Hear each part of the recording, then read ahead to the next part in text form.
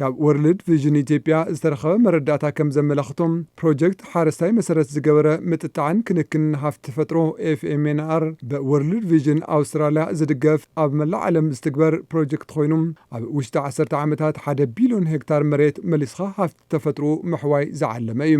እዚ ዓለም ለኻዊ ፕሮጀክት ኣብ ትግራይ ካብ ለካቲት 2016 ዓ.ም ናብ ተግባር ዝኣተወ እንትኸውን ናብ ዝሓሸ ምዕራፍ ንምስጋር ዝዓለመ ክልላዊ መድረኽ ምንቕናቕ ኣብ ከተማ ውቕሮ ተሳሊጦሎም።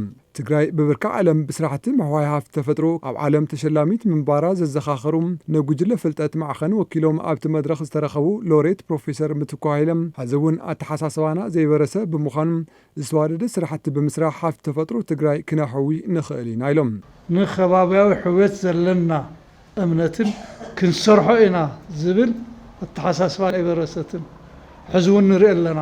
ቅድም ኢልና እውን መፅናዕትታት እውን ዝገበርናዮ ኣሎ ምስ ማረት ኮይና ምስ ወርልድ ቪዥን ምስ ካልኦት እውን ኣብ ገደናታት ዝግበር ዘሎ ፃዕርታት ኩሉ ሕዚ እውን ተሸለምቲ ክንኾነሉ ዝንኽእል ስራሕቲ ዝስራሕ ዘሎ ኣብ ወርልድ ቪዥን ኢትዮጵያ መተሓባሪ ፕሮጀክት ሓረስታይ መሰረት ዝገበረ ምጥጣዕን ክንክንን ሃፍቲ ተፈጥሮ ትግራይ ኣይተ ክንፈ መዝገቦም እቲ ፕሮጀክት ምስ ዝተፈላለዩ መድረክቲ ኣካላት ተዋዲድካ ዝትግበር ምዃኑ ብምርዳእ ዛጊድ 75,000 ሄክታር መሬት ንምኽላል ተኻኢሉ ከም ዘሎ ድማ ገሊፆም። ኣብዚ 5 ዓመት እዚ 250,000 ሄክታር ምስ መዳርክቲ ኮይና ማለት ኣብ ሃፍቲ ተፈጥሮ ምሕዋይ ትኩረት ገይሮም ዝሰርሑ መንግስታዊ ይኹኑ ዘይመንግስታዊ ትካላት ምስኦም ኮይና ኢና ንሰርሕ ኣለና።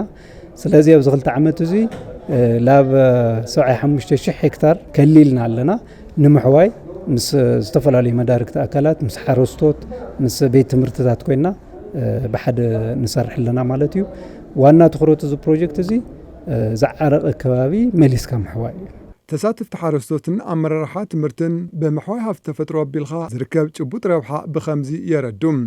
ጋባ ቆጥቂጦ ንኸፍቶ የብልዕ ንሓንቲ 2,000 3,000 ሸጣ ንሓንቲ ቆም ተዋና ስድራይ ሙሉእ ይጥቀም ትምንዳድ መቐመጠ ይደሊ ኣካል ኸይደ የምፅእ ነዊት ተለለ ክሸይድ ተለለ ከም ሌተ እያ ብጣዕሚ ዘሕጉስ ንመን ንዓለይ ንባዕለይ እያ ካልእ ባህል የብለን። እዚ ብጣዕሚ ጽቡቕ እዩ። እቲ ረኺብናዮ ዘለና ስልጠና ያው ጀሚርናዮ እውን ኣለና ቤት ትምህርቲ ምልማል ተኽልታት ኣሎ እቶም ተምሃሮ ብኔትወርክ ይኹን ብሓድሓደ ነገራት ንኽማየጥሉ ንኸጽንዑሉ ጽቡቕ እንትኒና ረኺብና ዘለና።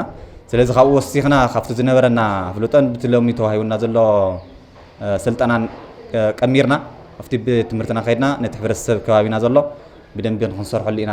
ኣብቲ መድረኽ ወርልድ ቪዥን ኢትዮጵያ ምስ ቢሮ ሕርሻን ሃፍቲ ተፈጥሮን ካልኦት መድረክቲ ኣካላትን ሃፍቲ ተፈጥሮ ብምሕዋይ ሓረስታይ ተረባሓ ንክኸውን ዝተሓንፀፀ ፕሮጀክት ዛጊድ ዘለዎ ብሉፃት ስራሕትን ዘጋጥሙ ማሕለኻታትን ቀሪቦም ተዘቲሎም እዩ።